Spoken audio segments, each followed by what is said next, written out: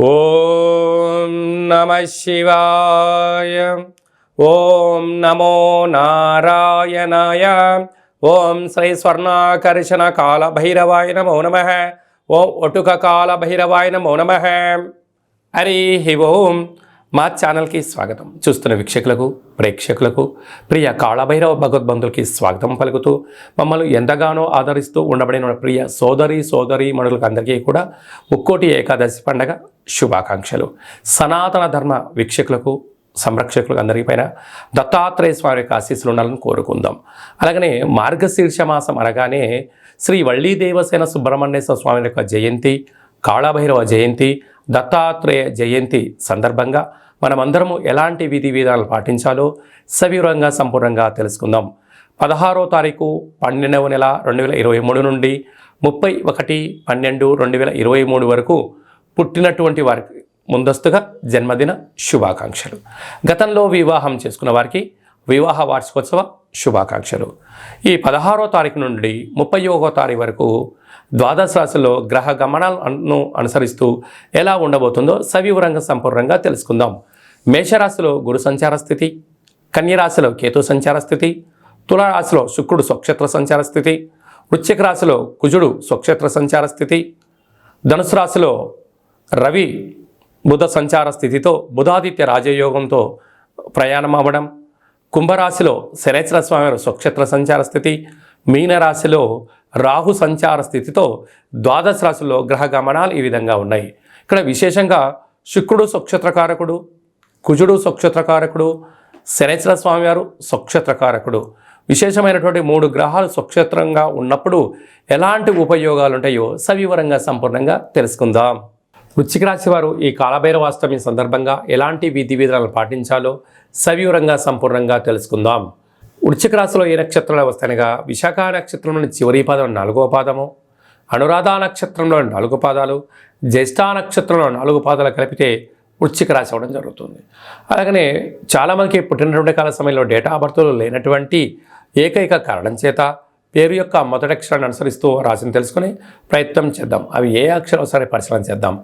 తో, నా, నీ, ను, నే, నో, యా, ఈ, యు అక్షరాల వారందరూ కూడా వృశ్చిక రాశి జాతకులే. వృశ్చిక రాశి యొక్క అధిపతి కుజుడు. వృశ్చిక రాశిలోని కుజుడు స్వక్షేత్రంగా సంచారం చేయడం వలన అద్భుతమైన ఐశ్వర్యవంతమైన జీవనం పొందాలి అని మీ కోరిక నెరవేరబోతుంది. ఇలాంటి కాల సమయంలో కోపం, ఆవేశం, అనర్థంగా మాట్లాడడం, చెడుగా వినడం, చెడుగా ప్రవర్తించడం, దురుసుగా ప్రవర్తించడం లాంటివి లేకుండా ఆధ్యాత్మికంగా ప్రశాంతంగా మీరు ఉండగలిగినట్లయితే స్థిరచరాస్తులలో మంచి యోగదాయకం, ఉద్యోగాలలో, వ్యాపారంలో ప్రమోషన్స్ మీకు చాలా అవకాశం ఉందని చెప్పి గమనించాలి. కాకపోతే తన కోపమే తన శత్రువు, తన శాంతమే తనకు రక్ష, దయ చుట్టంబు గదరాసుమతి అన్నట్టుగా మీరు భూతదయతో, భగవంతుడితో, దైవ ఆధ్యాత్మిక చింతనగా ఉండగలిగినట్లయితే మంచి కాలం అని చెప్పి గమనించాలి. ధనవాకు కుటుంబ స్థానంలో రవి బుధ సంచార స్థితి ఉండడం వల్ల ప్రభుత్వ ఉద్యోగం ప్రయత్నం చేసేవారికి యోగదాయకము, సకాలంలో డబ్బులు అందడము, మీరు అనుకుంటున్న అన్ని పనుల్లో విజయం మీ సొంతం అవుతుంది. అర్ధాష్టమ శని సంచార స్థితి ఉండడం వలన చిన్న చిన్న విషయాలకు తగాదా, వాహన ప్రమాదం, జల ప్రమాదం, వాయు ప్రమాదాలు పొంచి ఉన్నాయి. తస్మాత్ జాగ్రత్త.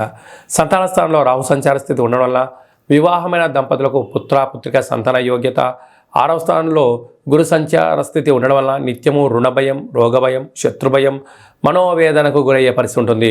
దీనికి యోగా, ఆసనం, మెడిటేషన్ చాలా అవసరం అని చెప్పి గుర్తుపెట్టుకోవాలి. లాభస్థానంలో కేతు సంచార స్థితి ఉండడం వల్ల మీ యొక్క ఆలోచన విధానము మీ ధర్మబద్ధంగా ఉన్నప్పుడు, ఆధ్యాత్మికంగా ఉన్నప్పుడు అద్భుతమైన ధనం మీ సొంతం కాబోతుంది. వ్యయంలో శుక్ర సంచార స్థితి ఉండడం వల్ల బంగారు ఆభరణాలు, నూతన వస్త్రాలు, విలాసవంతమైన జీవనాన్ని పొందాలని మీ కోరిక మంచిదే. కాకపోతే దానికోసము గొప్పలకు వెళ్ళి డబ్బులు ఖర్చు పెట్టుకోకుండా దాన్ని కొద్దిపాటిగా ఖర్చులను తగ్గించుకోగలిగినట్లయితే ధనం మూలం ఇదం జగత్ అన్నట్టుగా ధనపరమైనటువంటి కుబేర సంపన్నులు మీరే అవుతారని చెప్పి గుర్తుపెట్టుకోగలగాలి. వృత్తి, ఉద్యోగ, వ్యాపార కార్యక్రమాలు చేసేవారు, స్వయం వృత్తుల వాళ్ళు, మార్కెటింగ్, వ్యాపార రంగంలో ఉన్నవారు, గృహ భవన నిర్మాణ కార్యక్రమాలు, వ్యవసాయ సోదరీమణులకు చాలా మంచి కాలము అని చెప్పి గమనించాలి. ఈ డిసెంబర్ నెలలో ద్వితీయార్థంలో ముఖ్యమైనటువంటి పండగల గురించి సవివరంగా సంపూర్ణంగా క్లుప్తంగా తెలుసుకుందాం. 17వ తారీఖున ధనుర్మాస ప్రారంభము. అనేక వెంకటేశ్వర స్వామి యొక్క దేవాలయంలో కానీ, రామాలయంలో కానీ, హనుమాన్ దేవాలయంలో కానీ ధనుర్మాస ప్రారంభ మహోత్సవ కార్యక్రమాలు జరుగుతూ ఉంటాయి. తిరుప్పావై సేవ జరుగుతూ ఉంటుంది. మనమందరము కూడా సేవలో పాల్గొందాం, స్వామివారి యొక్క ఆశీస్సులు పొందుదాం. 18వ తారీఖున షష్ఠి సోమవారం సందర్భంగా శ్రీ వల్లి దేవసేన స్వామివారి యొక్క జయంతి. పుట్టలో పాలు పోద్దాం. పంచముఖ నాగేంద్ర స్వామివారికి పాలు పోసి అభిషేకం చేసినట్లయితే జాతకంలో కుజదోషము, సర్పదోషము, నాగదోషము తొలగిపోయి వివాహం కాని వారికి వివాహము, సంతానం లేని వారికి సంతానము, ఉద్యోగం కావాలి అనుకున్న వారికి ఉద్యోగము, సంపూర్ణమైనటువంటి కుజ, సర్ప, నాగ, పితృదోషాలు తొలగిపోతాయని చెప్పి గమనించగలగాలి. 20వ తారీఖున అష్టమి బుధవారము. మనము కాలభైరవ జయంతి కనుక జయంతి రోజున స్వామివారి యొక్క కాలభైరవ అష్టకాన్ని విన్నా, కాలభైరవ స్వామి యొక్క పూజ చేసిన, కూష్మాండ దీపాన్ని వెలిగించిన అద్భుతమైనటువంటి మనకు అష్ట కష్టాలు తొలగిపోయి అష్టైశ్వర్య ప్రాప్తి కలుగుతుందని చెప్పి గమనించాలి.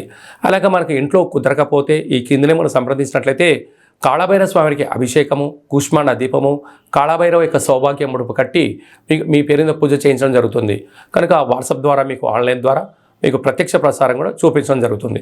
అలాగనే 26వ తారీఖున మార్గశిర మాస శుద్ధ పూర్ణిమ, ఇక దత్తాత్రేయ స్వామి యొక్క జయంతి కనుక మనకు సంవత్సరానికి వచ్చేది ఒకరోజు కనుక దత్తాత్రేయ స్వామిని స్మరించడం, ధ్యానించడం, గురుచరిత్ర పారాయణం చేయడం, శునకపు మహారాజులకు కానీ, గోమాతలకు కానీ, పచ్చిగడ్డిని కానీ ఆహారాన్ని దానం చేయడం వల్ల సంపూర్ణంగా మనం ఋగ్వేదము, యజుర్వేదము, సామవేదము, అధర్వణ వేదాన్ని చదివినా, పారాయణం చేసినా, విన్నా ఎంత పుణ్యం కలుగుతుందో మనం కూడా దత్తాత్రేయ స్వామివారి యొక్క దర్శనము, పఠనము, శ్రవణము యోగదాయకం అని చెప్పి గమనించగలగాలి.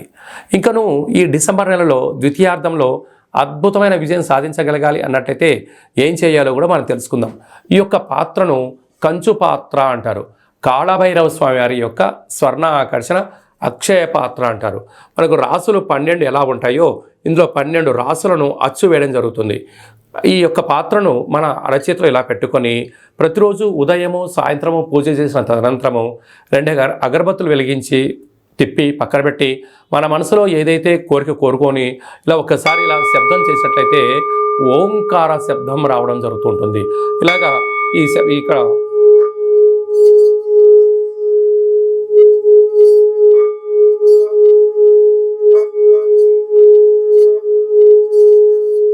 ఈ యొక్క అక్షయ పాత్ర ద్వారా ఈ శబ్దాన్ని సృష్టించడం వలన ఓంకార శబ్దం ద్వారా గృహంలో ఉండబడినటువంటి వాస్తు, నరదృష్టి, శత్రు ప్రభావ దోషాలు తొలగిపోతాయని చెప్పి గమనించగలగాలి. అక్షయము అనగా నశించబడినటువంటిది. కాలభైరవుడు అనగా కాలం అనేటువంటిది మనకు అనుకూలంగా ఉండేటువంటి పరిస్థితి ఉంటుంది. పిలిస్తే పలికే ఏకైక భగవంతుడే కాళభైరవ స్వామివారు. కనుక మనమందరము కూడా ఈ కాళభైరవ జయంతి సందర్భంగా స్వామివారిని స్మరిద్దాం. గృహంలో కూష్మాండ దీపాన్ని లేక నారికేల దీపాన్ని వెలిగించుకుందాం. అక్షయ పాత్రను సొంతం చేసుకుందాం. ఇంట్లో పెట్టుకొని సకల యంత్ర, మంత్ర, తంత్ర, పరతంత్ర, తాంత్రికపరమైనటువంటి దోషాలు తొలగిపోయి సంపూర్ణమైనటువంటి అష్ట కష్టాలకు స్వస్తి పలికి అష్టైశ్వర్యం స్వాగతం పలకడానికి మనకు కాళభైరవ స్వామికి ఆశీస్సులు ఉంటాయని చెప్పి గమనించగలగాలి. ఆసక్తి గలవారు ఈ కిందని మనం సంప్రదించి పొందగలరు. ఈ యొక్క అక్షయ పాత్రతో పాటు కాళభైరవ స్వామి యొక్క ఒక పిరమిడు, స్వామివారి యొక్క కంకణము, ఉట్టి, ఇంటి బయట కట్టుకోవడానికి సౌభాగ్య ఉట్టిని మీ యొక్క గోత్రనామాల పేరుపైన మన యొక్క స్వర్ణాకర్షణ కాళభైరవ స్వామి యొక్క దేవాలయంలో 41 రోజు కూష్మాండ దీపాన్ని కూడా పెట్టడం జరుగుతుంది. ఆసక్తి గలవారు ఈ కింద నెంబర్ సంప్రదించవచ్చు. అలాగే మీ వ్యక్తిగత జాతకం తెలుసుకోవాలనుకుంటున్నారా? మీ యొక్క పేరు, పుట్టినటువంటి తేదీ, నెల, సంవత్సరం, పుట్టిన సమయం రాసి వాట్సాప్లో పంపించగలిగినట్లయితే మీరు పుట్టినప్పుడు గ్రహ గమనాలు ఎలా ఉన్నాయి, ప్రస్తుతం ఎలా ఉంటున్నాయి, రాబోయే కాలంలో ఎలా ఉండబోతున్నాయో సవివరంగా సంపూర్ణంగా 100 సంవత్సరాల జాతకాన్ని వ్రాసి పంపించి మీకు తెలియజేయడం జరుగుతుంది. అలాగా డేటా బర్త్లు లేనటువంటి వారికి మీ పేరు యొక్క మొదటి అక్షరాన్ని అనుసరిస్తూ రాశిని తెలియజేస్తూ రమణ శాస్త్రం ద్వారా అనగా గవ్వళ ద్వారా కాళభైరవ ఉపాసన చేత భూత, భవిష్యత్, వర్తమానాన్ని తెలియజేయడం జరుగుతుంది. కనుక మీ వ్యక్తిగత జాతకం తెలుసుకోవాలనుకుంటున్న వారు ఈ కింద నెంబర్ని సంప్రదించి ఆన్లైన్ ద్వారా కానీ, ఆఫ్లైన్ ద్వారా కానీ, వాట్సాప్ ద్వారా కానీ అపాయింట్మెంట్ తీసుకొని సంప్రదించగలరు.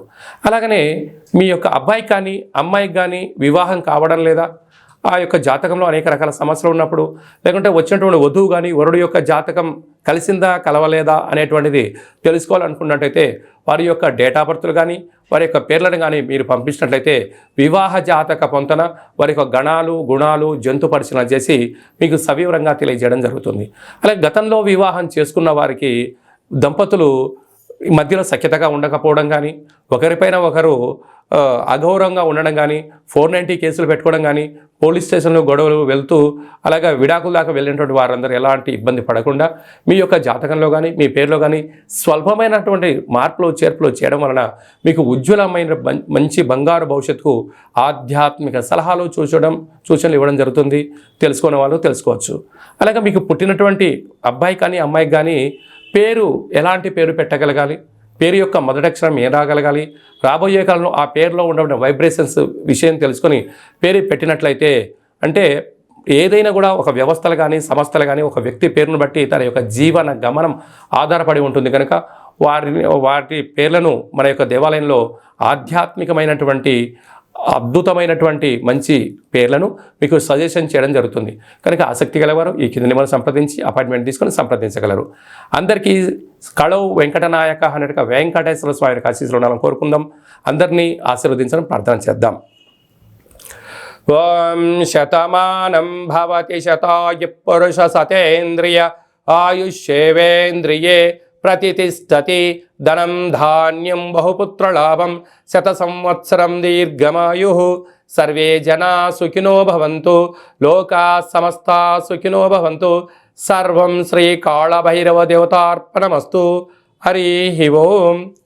ఈ వీడియో మీకు నచ్చినట్టయితే లైక్ చేయండి, షేర్ చేయండి, మా ఛానల్ని సబ్స్క్రైబ్ చేసుకోండి.